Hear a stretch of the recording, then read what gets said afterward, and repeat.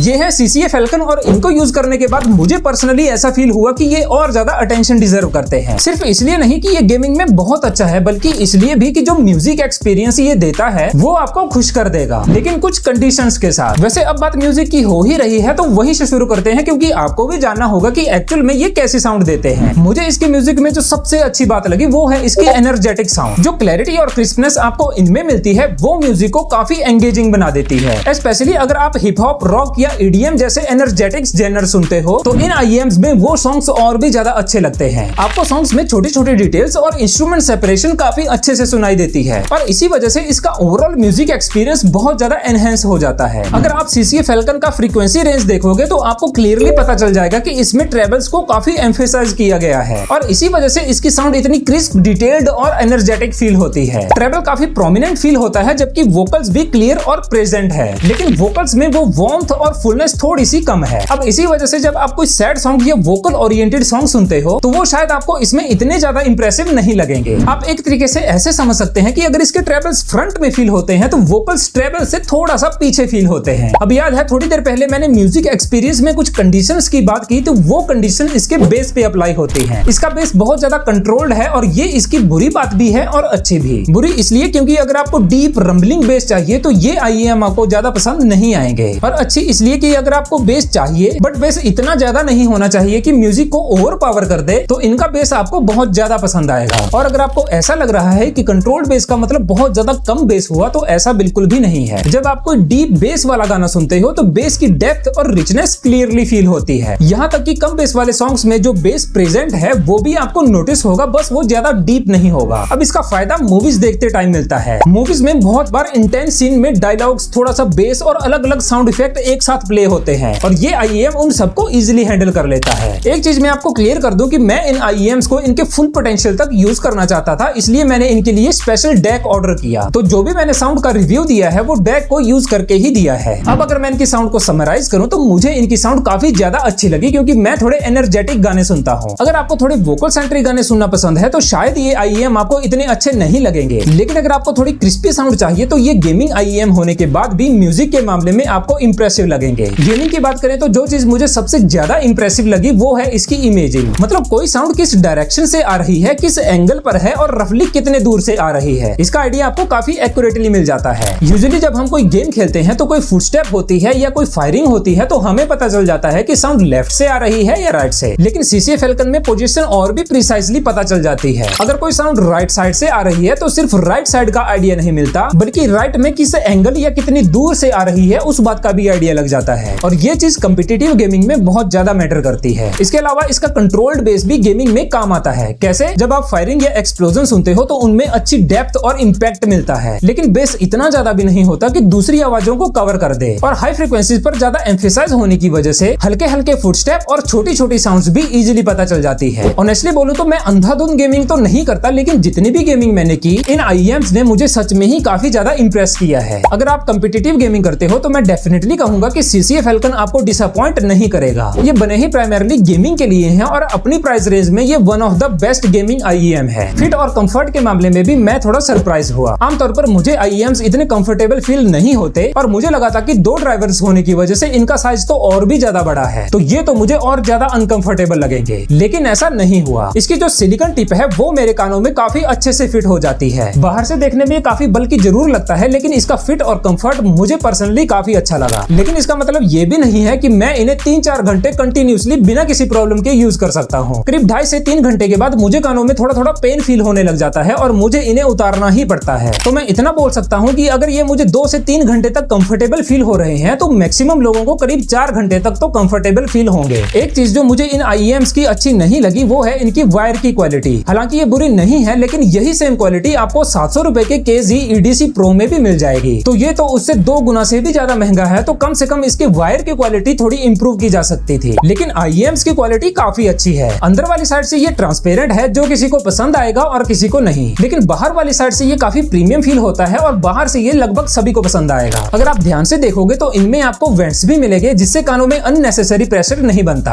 अब सबसे जरूरी सवाल, क्या CCA Falcon के साथ आपको डेक भी लेना पड़ेगा? वेल ऑनेस्टली बोलूं तो मुझे डेक की इतनी ज्यादा जरूरत फील नहीं हुई। हाँ, डेक के साथ साउंड क्वालिटी में डेफिनेटली इंप्रूवमेंट आती है, लेकिन ऐसा कोई जमीन आसमान का डिफरेंस परफॉर्मेंस नहीं था। और वैसे भी CCA Falcon को ड्राइव करना बहुत ज्यादा डिफिकल्ट नहीं है, तो अगर आपके लैपटॉप या फोन में 3.5 mm का ऑडियो जैक है तो आप इसे इजीली चला सकते हैं। लेकिन अगर आप चाहते हैं कि ये IEM अपने फुल पोटेंशियल पर काम करे तो DAC डेफिनेटली हेल्प करेगा। तो बेसिकली CCA Falcon के लिए DAC नेसेसरी नहीं है, बस रिकमेंडेड है। मतलब लेना है या नहीं ये टोटली आपकी चॉइस है। अब इसके बारे में ज्यादा लोग बात नहीं करते, लेकिन मुझे ऐसा लगता है कि CCA Falcon की प्राइसिंग थोड़ी और कम हो सकती थी। फिलहाल अभी ये 1750 रुपए में मिल रहा है और कंपटीशन को देखते हुए मुझे ऐसा लगता है कि इसका प्राइस 1500 से 1600 रुपए के आसपास होना चाहिए था। हाँ, ये कभी कभी 1590 रुपए के आसपास भी मिल जाता है, लेकिन वो प्राइस बहुत कम देखने को मिलता है। अगर आपको CCA Falcon 1600 रुपए के आसपास मिलता है तो मेरे हिसाब से ये डेफिनेटली वर्थ बाइंग है। 1750 रुपए में भी ये कोई खराब वैल्यू नहीं है, लेकिन जैसे ही आप 1800 रुपए के आसपास पहुंचते हो तो कंपटीशन काफी बढ़ जाता है। एक और चीज कि मेरे IEM में माइक नहीं है तो मैं इसके माइक की क्वालिटी पे कमेंट नहीं कर सकता। तो ये रहे CCA Falcon के प्रोस एंड कॉन्स, और यहाँ से आपको क्लियर आइडिया लग जाएगा कि इनमें क्या अच्छा है और क्या बुरा। आप इन्हें पॉज करके देख सकते हैं। तो अब आते हैं कंक्लूजन पर कि CCA Falcon किसको लेना चाहिए और किसको नहीं। अगर आपको ब्राइट, क्रिस्प और डिटेल्ड साउंड चाहिए विद फुल एनर्जी और आप गेमिंग भी अच्छी खासी करते हो तो CCA Falcon डेफिनेटली एक अच्छी ऑप्शन है और मैं इसे बिना किसी डाउट के रिकमेंड करूंगा। लेकिन अगर आपको बहुत ज्यादा हैवी बेस या वार्म वोकल्स पसंद हैं तो ये आपको उतने ज्यादा पसंद नहीं आएंगे। इनका बाइंग लिंक आपको वीडियो के डिस्क्रिप्शन में मिल जाएगा, आप खुद जाके चेक कर सकते हैं। वैसे अभी मैं CCA Falcon को CCA Phoenix के साथ भी कंपेयर करूंगा, तो कंपैरिजन देखने के लिए आप इस चैनल को सब्सक्राइब कर लेना।